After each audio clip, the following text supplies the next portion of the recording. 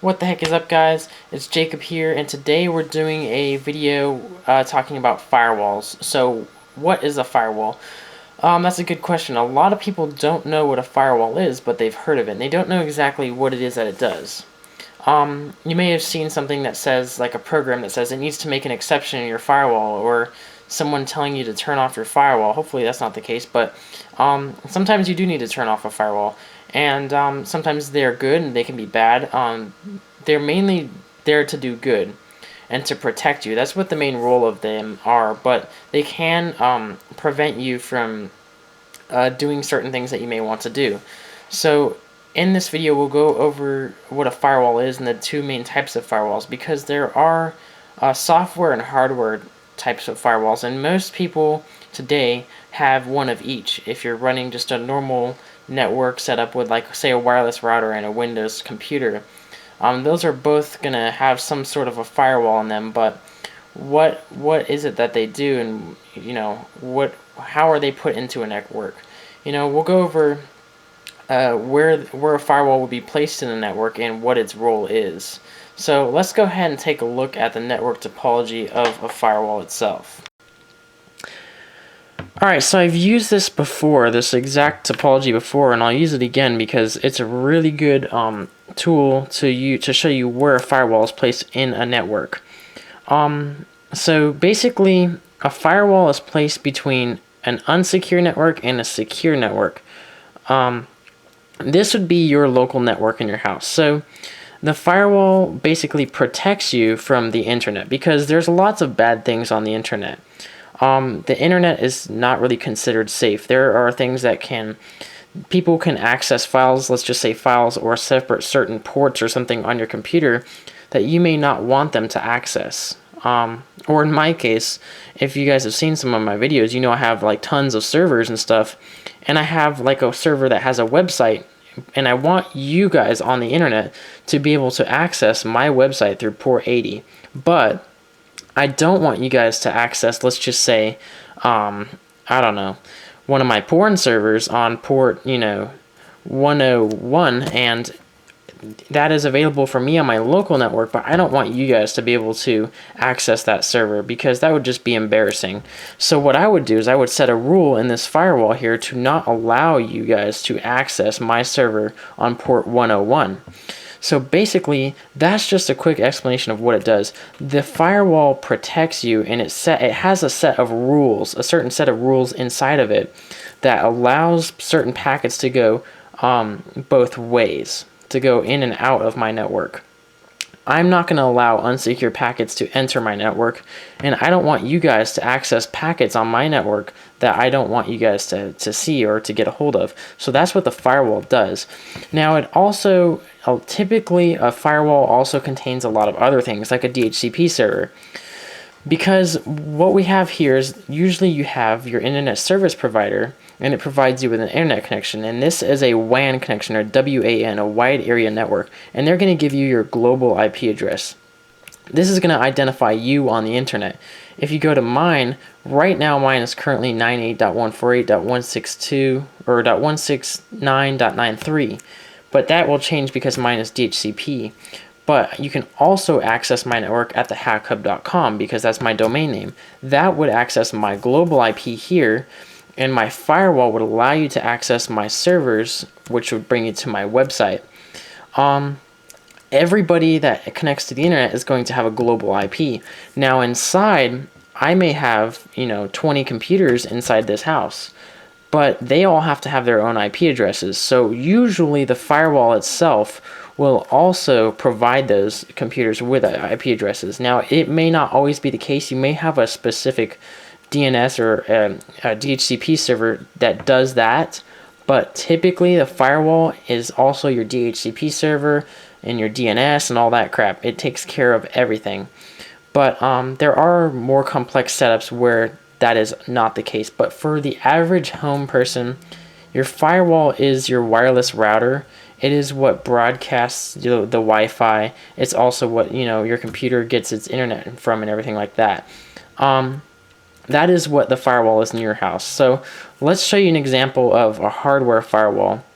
I'll show you guys my hardware firewall and a typical normal house firewall. So let's go ahead and take a look at a hardware firewall. Alright guys, sorry about the noise, but here we are again at the server rack. So there are a few examples of a firewall in here.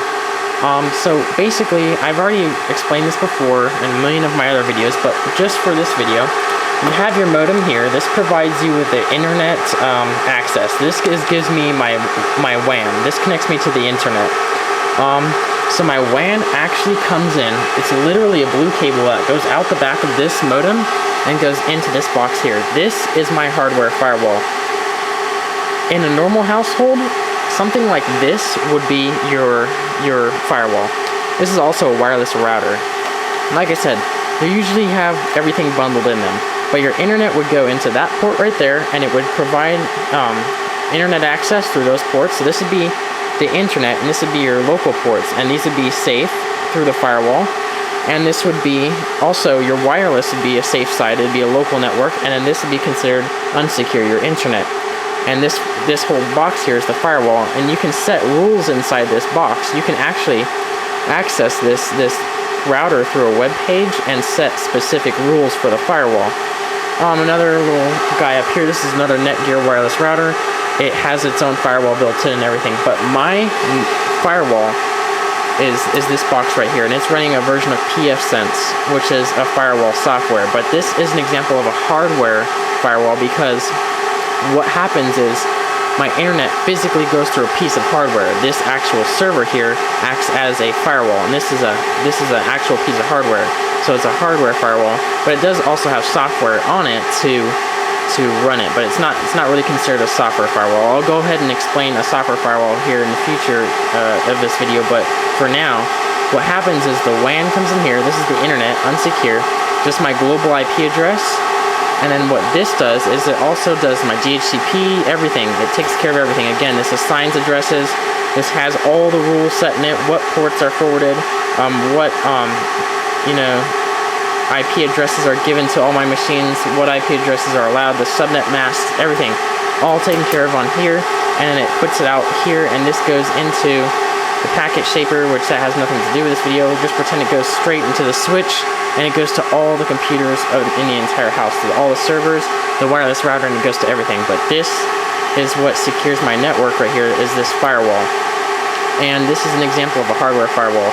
It's physically there, you can touch it, it's a piece of hardware, and it is what protects my network. Like I said, normally in a normal house, you won't have something this, intense as a firewall. It would just be something like your general everyday purpose wireless router. This may not be considered as secure as something like this, and I guarantee you it certainly isn't, but it does the job for most people, and most people don't have to worry about their home network getting hacked, because no one's just going to attack the normal homeowner for their wireless network, because they got nothing on there that it's worth raiding or attacking into.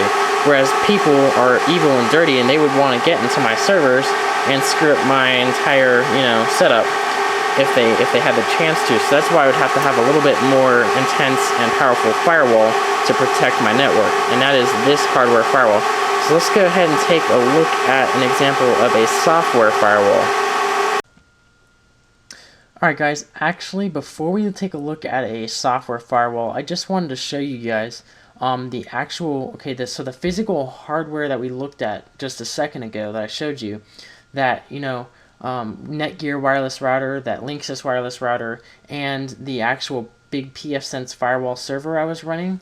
These are how you would actually access those and set the rules to those physical, those are the actual hardware firewalls. This is not a software firewall. It is running some version of a software, but it is dedicated. It is a dedicated piece of hardware for a firewall. So those would be considered hardware firewalls. So this is not a software. I'll go ahead and explain the software in a second here, but I just wanted to show you guys how you would set rules and stuff for a hardware firewall. So here's something that a lot of you guys may be familiar with, or the average home network would be equipped with. So this is just my Netgear wireless router, and it has stuff on here. This also has the firewall built in it, but as you can see, if we go to, let's just say advanced, and advanced setup, you can set up things like port forwarding and things like that and rules. So I can say that the internet is able to see, let's just go ahead and say add a custom service.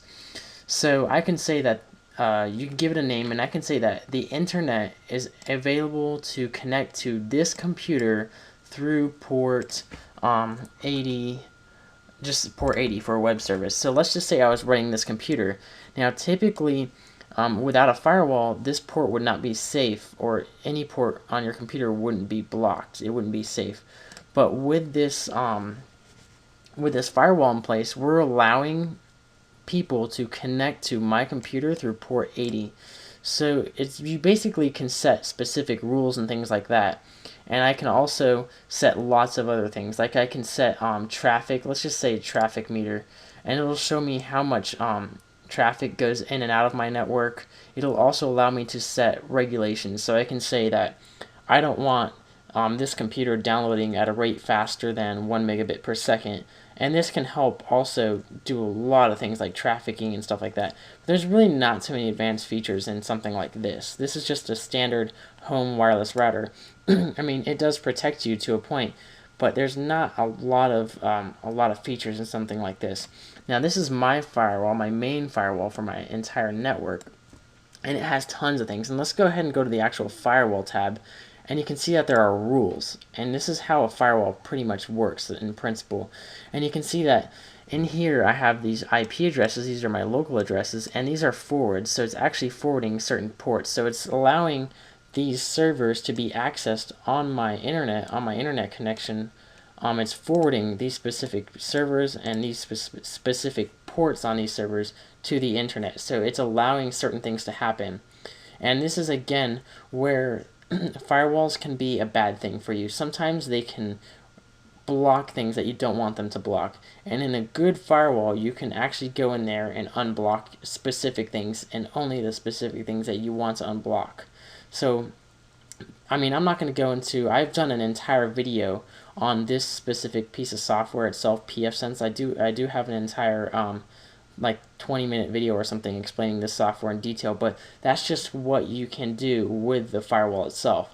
So one example of a software firewall, if we go ahead and minimize this, is if we, here, let me go down to the start menu down here. If we go to start, and you can go to control panel. Now when you open up the control panel, you'll get this, and then you can go to network and internet, and you can go to, actually let's go to system and security, and you can go to Windows Firewall. Now this is this computer is not this computer is just a computer. It's not specifically, it's not a whole piece of hardware just for a firewall. This computer is a computer, it's not a firewall. But it does have it built in the operating system, a little firewall built in it. Now this is Windows Firewall, and again you can set specific things on here. I'm not very familiar with how to do it because I hate Windows Firewall, and it says Windows always recommends you have it on, but you will find that if you do a lot of web programs like Skype, let's just say, or you want to host a website, Windows Firewall will always get in your way, and it will usually always prevent you from doing what you want to do. And you have to go in there and set specific rules and crap, and it sucks. But you can go in here and do, let's just say, let's look at the advanced settings, and here it is right here. You can set policies, you can set inbound and outbound rules, and again, like I said, I've never really screwed with this because I just hate even dealing with the Windows Firewall. And it will protect your computer, and if you do have just a janky little wireless router and you want to protect your computer a little bit more, it may be worth having on. But my main firewall, this computer actually goes through two firewalls. It goes through my main pfSense firewall, which is incredibly secure because it's securing all my servers, and also it goes through the Netgear firewall. So it's actually going through two hardware firewalls before it hits this Windows firewall. In that case, I'm so confident that those would protect my computer that this Windows software firewall is not really going to do anything. It's not going to protect my computer any more than those would. So I just usually turn it off because it prevents me from doing a lot of things I want to do, and it always is in the way. But this is an example of a software firewall. There's also other versions of software firewalls that you can download and install or buy. There's paid and there's open source ones. But and they do work. Some of them are really, really nice, but always the hardware firewall is usually going to be dominant, and it's usually going to protect your machine more than the actual software firewall, because again, the software firewall is only going to protect your operating system. Really, you can still access that machine if your software firewall, even if it is running, you can still access like ports and stuff on that machine if you don't have a hardware firewall in place. So that was just a quick rundown of what a firewall is, like what it does, and how it is actually, what its role is in a network, and how it's placed in a network. But I recommend that all you guys have some sort of firewall on your network, even though you may not even know what it is or what it does. If you have, just like I said, a normal wireless router, it's usually going to protect you enough to the point where your average home network is going to be secure enough. But yeah, Windows firewall, I mean, you can have it on, but if it's in your way, don't think it's a big deal turning it off. It will always, there will be messages that pop up saying, hey, your firewall's off, you should turn it on. And if you don't know about computers, they may seem scary to you. They may seem like, your computer's going to blow up, or like someone's going to hack into your computer and take everything. But really, the Windows firewall, if you're running through some type of hardware firewall, like a wireless router, Windows firewall is going to be very minimal of its effect into protecting your computer. But that's pretty much it for this rundown of firewalls, guys. I hope you guys enjoyed this tutorial. If you want to add any more questions or comments, place a comment below or hit me up on thehackhub.com. You can make video suggestions or just talk about this whole topic there. I'd love to see you guys there at thehackhub.com, definitely. And like always, guys, I hope you enjoyed this tutorial and have a good one.